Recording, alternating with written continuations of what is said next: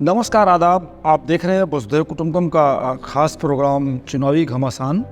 मैं हूं सुल्तान समद, भूतपूर्व IAS। फ्रेंड्स, लोकसभा चुनाव की घोषणा हो चुकी है।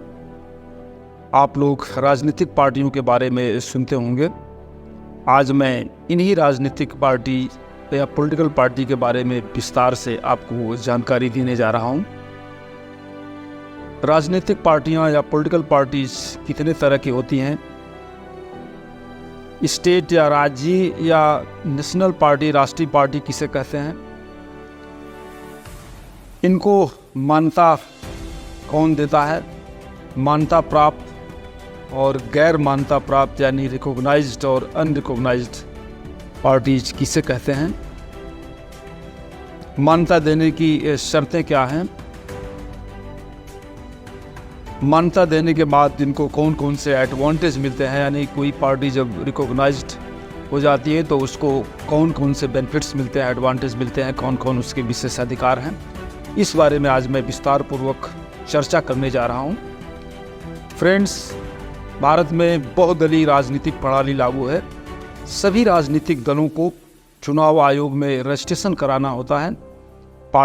राजनीतिक पार्टी उसी को कहा जाता है जिनका इलेक्शन कमीशन ऑफ इंडिया में रजिस्ट्रेशन होता है। राजनीतिक पार्टियां दो तरह की होती हैं, एक पंजीकृत मान्यता प्राप्त राजनीतिक पार्टी और दूसरी गैर मान्यता प्राप्त राजनीतिक पार्टी। पंजीकृत मान्यता प्राप्त या पंजीकृत गैर मान्यता प्राप्त या अनरिकॉग्नाइज्ड पार्टियां वे होती हैं जो रजिस्ट्रेशन करने के बाद या तो चुनाव नहीं लड़ती हैं या चुनाव लड़ती भी हैं तो आयोग द्वारा निर्धारित एक निश्चित संख्या में न तो सीट्स जीतती हैं और न ही निर्धारित मत प्रतिशत प्राप्त करती हैं। मान्यता प्राप्त यानी रिकॉग्नाइज्ड पार्टियां वे होती हैं जो रजिस्ट्रेशन कराने के बाद बाकायदे चुनाव लड़ती हैं और आयोग द्वारा निर्धारित शर्तें, टर्म एंड कंडीशन पूरा करती हैं। स्टेट और नेशनल पार्टी के रूप में मान्यता मिलने के बाद संबंधित पार्टी को इलेक्शन कमीशन ऑफ इंडिया द्वारा एक चुनाव चिन्ह आवंटित किया जाता है, जिसका प्रयोग सिर्फ वही पार्टी करती है जिसके लिए ये चुनाव चिन्ह आवंटित किया जाता है।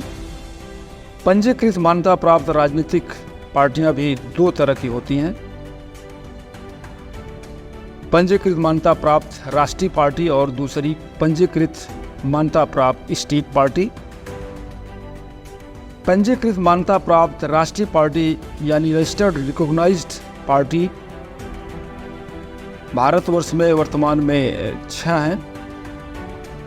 15 मई 2023 को भारत निर्वाचन आयोग द्वारा जारी अधिसूचना के अनुसार निम्नलिखित पार्टियां राजनीतिक दल राष्ट्रीय मान्यता प्राप्त हैं। इसमें बीजेपी भारतीय जनता पार्टी, दूसरी है आप यानी आम आदमी पार्टी, तीसरी इंडियन नेशनल कांग्रेस जो सबसे पुरानी है, इसका रजिस्ट्रेशन 1885 में हुआ था, चौथी है बहुजन समाज पार्टी जिसका रजिस्ट्रेशन 1984 में हुआ था, और पांचवी है भारतीय कम्युनिस्ट पार्टी मार्क्सवादी जिसका रजिस्ट्रेशन 1964 में हुआ था, और छठी और अंतिम पार्टी है नेशनल पीपल्स पार्टी जिसका रजिस्ट्रेशन 2013 में किया गया था। साथियों, अब हम मान्यता प्राप्त स्टेट पार्टी के बारे में बताएंगे।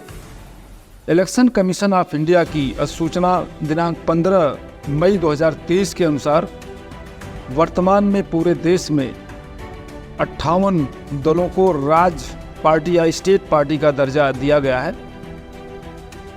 इनमें सर्वाधिक स्टेट पार्टी बिहार, केरल और मेघालय में है। इन तीनों राज्यों में 5-5 स्टेट पार्टीज रजिस्टर्ड हैं। संबंधित राज्य में राज्य दल के रूप में मान्यता मिलने से किसी भी दल को एक विशेष चुनाव राष्ट्रीय पार्टी के रूप में राष्ट्रीय पार्टी की तरह एक विशेष चुनाव चिन्ह आवंटित किया जाता है। एक पार्टी को एक या अधिक राज्यों में भी मान्यता प्राप्त हो सकती है, यानी कोई भी पार्टी की एक साथ कई स्टेट में रिकॉग्नाइज्ड की जा सकती है। एक खास स्टेट पार्टीज़ की एक विशेषता और है। अगर कोई स्टेट पार्टी 4 राज्यों में रजिस्टर्ड हो जाती है या रजिस्टर्ड चुनाव आयोग द्वारा की जाती है तो उसे चुनाव आयोग अपने आप ऑटोमेटिकली राज्य पार्टी का दर्जा प्रदान कर देता है। साथियों, आज के एपिसोड में बस इतना ही। अगले एपिसोड में हम विशेष रूप से स्टेट पार्टीज और नेशनल पार्टीज को मान्यता दी जाने वाली शर्तें, टर्म्स, कंडीशन के बारे में विस्तार से जानकारी देंगे।